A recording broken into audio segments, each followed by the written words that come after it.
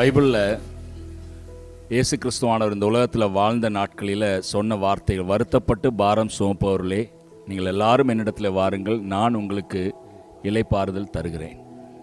அதே போல் இயேசு கிறிஸ்துவானவர் அநேகருக்கு சொன்ன வார்த்தைகள், உங்களுக்கு சமாதானம். அவருடைய அந்த 3 வருட ஊழியத்தினுடைய பாதையில் அவரால் கண்ணீர் துடைக்கப்பட்டவர்கள் ஏராளம் பேர், அவருடைய தொடுதலால் குணமாக்கப்பட்டவர்கள் ஏராளமான பேர்.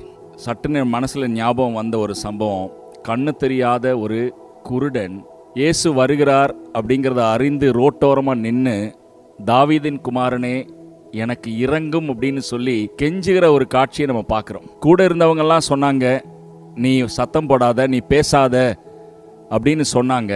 ஆனால் திரும்ப உரத்த குரலில் தாவீதின் குமாரனே எனக்கு இறங்கும்னு சொல்லி அவன் சத்தமிட்டதாக வாசிக்கிறோம். அந்த சமயத்தில் இயேசுவானவர் அவன் பக்கமாய் திரும்பி அவனை பார்த்து கேட்ட கேள்வி, நான் உனக்கு என்ன செய்யணும்? What can I do for you?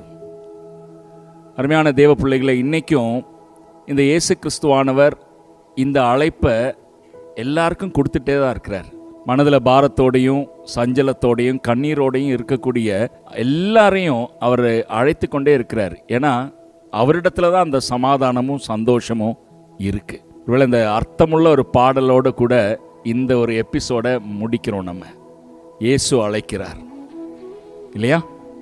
Yes, people who are listening to me and listening to us, of course, even if you are very far from the Lord, and if you are living in the deepest sin, Jesus says, come to me.